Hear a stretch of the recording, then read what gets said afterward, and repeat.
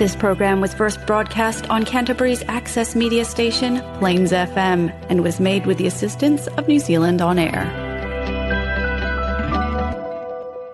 Today, I'm lucky enough to be joined by Mike Wilson from Primary Sports Canterbury, and we're going to be talking about winter sport coming up and how we can support our kids into winter sport if they haven't participated before, and how we can kind of challenge our own selves and beliefs around sport if we've had, negative experiences in the past, and being the best that we can for our kids. Thanks for joining us for Being Real Parents with me, Anna, and my colleague and buddy, Kate. We work in the parenting space. And it's here where we'll talk about our worlds as parents, the good, the not so good, and the hilarious, and mix this with what we know about behaviour and psychology. Hey! Hello. Lovely to have you with me. Oh my gosh, it's so fun. I'm excited. So you work for Primary Sports Canterbury. I do. I was thinking that what we start by introducing you, what you do, and then we'll do the lowdown on how we support our kids. Yeah, cool. So you're right. I work at Primary Sports Canterbury. We essentially are an organisation that is linked to all of our schools with primary age children across Canterbury West Coast. Yeah. So we have 245 kura in our membership. Gosh. And we've been around for decades. I'm very fortunate to have inherited an organisation that's been really high functioning. Yeah. And so we provide a lot of access to physical activity and sport. So it's likely that if we've got kids in primary schools across Canterbury West Coast, your team has been working alongside our kids in terms of supporting them with sporting. Yeah, so at this stage we offer a lot of the events that they will have come to. So those big traditionals with Canterbury swimming, athletics, cross country, those types of events. And then we do some weekly sporting activities, Thursdays and Fridays in Christchurch. And we do lots of one-off events. Yeah. And we're currently actually just building more of that inclusive sort of coached or activated space as well. So that's our exciting new piece. Yeah. Where we'll be more directly connected sort of in an ongoing kind of development phase as well. Cool. So when you're working in schools and with your work, what's the predominant aim in terms of supporting kids? We're very simple. Our big picture is very simple. Oh, we like that. It's 100%. It's easy, right? Our guiding vision is really about meaningful participation opportunities. Yeah, cool. So opening doors, making sure all our young people have access. Yeah. They find ways to engage themselves. Yeah. So that they come back tomorrow, come back next year, whatever that might be. So yeah, very simple, fun, inclusive. Yeah. And meaningful. So not building All Blacks or Silver Ferns, which is it's reassuring to me because I am a deep believer in every child having access to sport and finding enjoyment in it in whichever way they find 100%. Enjoyment. Yeah, couldn't agree more. Yeah. Like the cream always rises too, right? So yeah, that's quite right. Yeah. We don't find an All Black without giving lots of opportunities earlier, or Silver Fern, Black Fern, whatever it might be. So those types of things are almost irrelevant to us. We know those things will happen in our country because we love sport, but they become easier when we have lots of young people engaged. Yeah, quite. So what's the magic? How do we support our kids in terms of, like, you're in schools, you're doing your thing, and what would you be saying to a parent in order that they, their kids started to become comfortable with activity? Yeah, what a question. Sorry. No, that's cool. In the first, 3 minutes. No, because that's where we're at, right? They are the cool things to ponder. I think the biggest thing is to think about our conversations and what we value. So think about the topics that we reflect on and what we question and what we refer back to with our young people. Yeah, that's a good point. Because I even think about things I hear. Yes. It might be my own my own childhood, actually. Yes. But often it went back to what was the score, how many goals or those really tangible, easy answers. Yeah. And I understand that because they are tangible and easy to measure. But what about the questions on, like, what was the most fun? Yeah. Or where were you nervous? Yeah. Or what made you excited? Because they're almost the same emotions, nervous and excitement. Yeah. So those types of questions. And then I love that. Yeah, we get that real connection to motivation and how a young person might be engaging with the product of participation in sport. Amazing. You're listening to Being Real Parents with Kate and Anna on Plains FM 96.9. I love what you're saying there because it's not about us, encouraging our child to be competitive or, all talking about the winning and losing or whatever. It's more about connecting with them in terms of the experience of it, hey? Completely. And I think within that, there's still a real opportunity to connect to a young person that loves being competitive, loves doing their best, because that's still a really relevant point in what sport is. Yeah.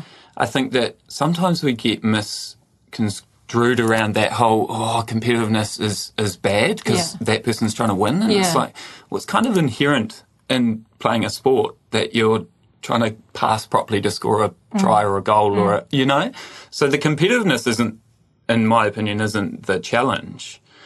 How we interact with competitiveness. Are we still maintaining dignity for everyone? Are we still encouraging others even if they're not in the same mindset as us? Are we still valuing effort over outcome? Yeah. The connecting to how they connect and the value they find in sport is really powerful. And coming away, no matter what, proud of how you've responded, how you've played, what you learned on the day. And if the score is a part of that, then absolutely. Completely. Yeah. Completely agree. And pride, I think, is such a cool word to use. Yeah. For me and for us, that's one of our really the most changing emotions we can have. Because if we are proud of our connection to whatever, that's us as organisers or the tamariki as participants. If the individuals are proud, we know we've probably done it right. Yeah, nice. That's cute. What about if our kids haven't had the best experience in the past or or are feeling disengaged in some way? We're looking for the thing that's for them and they're learning and it's hard. Yeah, they're very real experiences, aren't they? There's no silver bullet, I guess. From our experience, there are endless amazing people involved in our community sports. Yeah, that's and true. it may require a bit of extra legwork and effort to find those people. But we can rattle off so many of our community clubs that would love to engage with those that might be nervous, it might be their first time, or they might have been beaten down a little bit because of their ability or attitude or whatever it might be. Yeah. So finding that is obviously going to be really, really powerful. Yeah. I'm hearing too the focusing on the strengths of the person. So if the ability of the skill isn't there yet, then focusing on what it is they are bringing to, what they do have available to them in terms of their, maybe their bravery or their team playership, whatever's that. There's other things that we can focus on that everybody brings to the party, hey? Completely. And I think our clubs and schools are getting a lot better at valuing that too. Yeah, gosh. And looking at their setup and how they form teams and where they enter them and what sort of trainings they put on and what it looks like in their club rooms or before and after or what their pre-season is. All those types of things I think are developing in the same way. Yeah. And we've got so many amazing people that just want the best for young people. Yeah. And they completely get the power of being active. Yeah.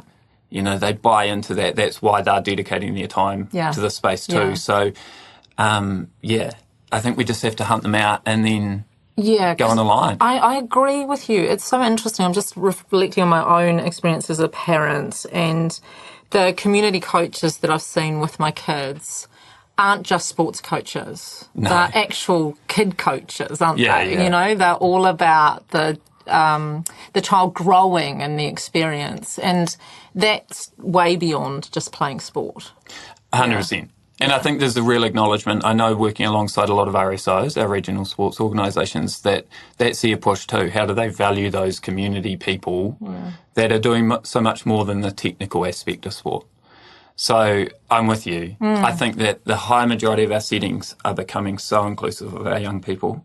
And you'll find the rogues, and maybe we steer clear of them, and maybe we have a wee whisper with our mates so that they know. Yeah. But invariably, I think we can trust our gut to go, I like the feel of this place, and I know it'll do well for my young person.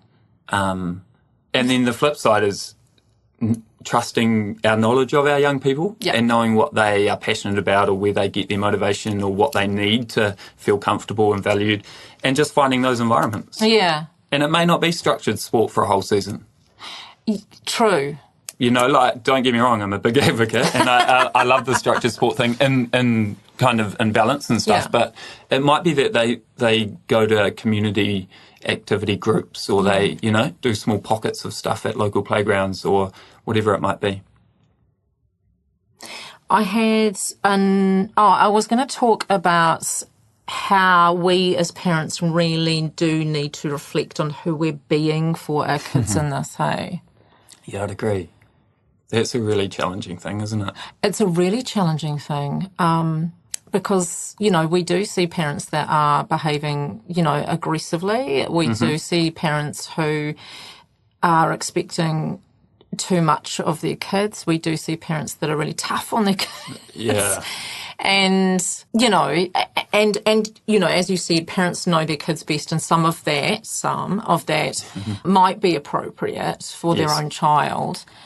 But then, too, it's kind of like the overarching goal is that we want to keep our kids in sport. We want, completely, and I think in the moment we need to really think about, who we're being for them in order that remains the goal. Yeah. Does that make sense? Oh, I couldn't agree more. The eternal struggle of parenting, isn't it? I know. I reflect myself now with our young ones doing the same. Yeah. But it is, the involvement, the participation can't have an impact if they're not there. So if we're smashing them and right now for today or tomorrow's result, then they're probably not there the next week or month or year to have the impact for participation to have the impact. So, what a challenge. Do you know what, actually? Here I am giving every other parent a bad time, but I want to just talk about me because, you know, I can do that. And recently my 9-year-old, they have a yearly annual triathlon, so biking, swimming, running. And in the past, it's always been okay for my daughter. Like, she's participated and it's been okay. And then this year, she decided that she was going to do, like, the longest distances and all of those. And she was coming home every day really upset and saying she couldn't do it. She'd never completed the field. I was just beside myself, and I was this close to pulling her out. And being that parent, and I know, and but we do. That's where we go. There. Oh, 100%. Oh, thank you. What a normal experience. Because, well, I hope it's normal. 100% think that is where we all go. Yeah, but her teachers did a gorgeous job of saying to her, "You're really good at this. We wonder whether or not you just, rather than set your sights so high, bring it back to this, not doing, the longest, but doing the second longest one and see how you go." And she'd never completed the track before until the day. Yeah. And she won. Like, it was an unbelievable experience for me and an unbelievable experience for her. And I said to her at the end, "What made the difference for you?" And she said it was that at the beginning she was holding the rope, that the person who'd won passed through, and she'd watched their faces, and she went, "I want to feel like that." Incredible. I know. Isn't it so powerful as well to hear those stories? Yeah. Because who would have ever thought that was the emotion or the thought process in a 9-year-old? I know. I could never have coached that. I don't think anyone could have. But clearly she was watching really hard and she thought, I wonder what it feels like to be that person. Yeah. And the power of the other adults, isn't it? The teacher. Yeah. It made me think actually at a recent swimming event that we had, and I had no idea of the impact that this was having. But we had a couple of, we have AWD races, athletes with disabilities, and had a couple of athletes there who I had never met before, but it was slightly different setup because they're smaller races, all this sort of stuff. So I went and met them both, and I was going to lead them down and stuff. And afterwards I heard from someone about that person used to be really nervous and wouldn't talk to people and they were worried they wouldn't even get in the pool and all that stuff. I just had no idea that was the type of impact potentially on the day. So I think that's a really good reminder too for all of us that, yes, our tamariki, our own children, but actually the ripple effect from being involved in sports that we're part of teams or groups and the language we're using and the facial expressions we've got and the choice of things to value actually flows through the whole group, which is really cool. Yeah, that's quite right. And also keeping, what it really brought home for me is that thing about my experiences aren't my daughter's experiences. Yes. So my experience is what I would have been looking for any excuse to get out of the triathlon, which is why I thought, I could just pull it. But I just think, oh my goodness, what is she learning in that? So true. Isn't it? And so, go me, being brave. 100%. Go you for, accepting the pain in a child. And turning up thinking that she was going to come off really upset. So interesting. Our kids are just extraordinary beings, aren't they? So extraordinary. And they achieve so many things when we give them space to do it. Yeah. Is what I keep finding in our sporting arena, that there's just so many things to value, so many things to celebrate, that the score is so far. When you start looking like that, the score just falls so far down the list. I think that when it comes to our kids and trying to find the sports that they might be interested in, I wonder whether or not it's not about the sport, it's about the people involved with the sport, and how they interact, encourage, coach. I would agree. That's becoming more and more obvious to me. Yeah. And even the peer groups. Yeah. Who's the friend going? Makes me feel comfortable. My eldest is a very nervous human in new environments. Yeah. But give a good friend alongside her and she'll go into any environment. Yeah. Nice. Nice. And so physically she's capable of doing those, at a normal level. But emotionally she wouldn't put herself in that space. Yeah. And likewise around that, who's coaching or teaching or how they're setting up that environment, it's so important. Yeah. And I think it links as well, we talk often around all those fundamental skills of sport or being physically active are so transferable. Whether you're kicking a football or you're kicking a rugby ball or you're kicking any other ball, whether you're throwing a tennis ball or you're serving or you're spiking in volleyball, they're all kind of similar movements. So it actually doesn't really matter from a physical standpoint. Oh, that's interesting. They're all so transferable. So really it is the environment. Yeah, that's so interesting. Because you think that once you've committed to something at the age of 8 or whatever it is, that's it, you're done. That's you for life. Yeah. Yeah. No, and that actually links back to what we're trying to achieve with all these inclusive programs. That whole acknowledgement that if you never have a first experience, you can't have a second. Ah, yes. So logical, right? Yeah. And it sounds stupid saying it out loud, but when you actually think about it, it's like, who gets to 25 and goes, I'm going to pick up that new sport? Yeah. It's so challenging. And we know from teenage years as well that it's less and less likely that our young people open new doors if they've never, they need some extra motivation. Yeah, that's right. And it's almost like, I feel, again, like coming back on parents, it's almost like, we close them for them too? It's a little bit. Like, oh no, you have committed to this, you've got to finish it. But also those logical connections too. I know this sport, so we'll go to that club. Quite. We live here or whatever. Or we've only got this time and that sport's on this day. Those types of very real world things. So that's okay too. Yeah, quite. But hopefully organisations like us and others that do amazing stuff in our communities can still open those doors. And do we know too whether our kind of participation or, encouragement of this makes a difference for kids? Like, if I can be there, if I can attend the game, even if it's not the sport that, if I can manage or coach, does that make a difference? Yeah. It's got to, doesn't it? Yeah. I can't back it up with...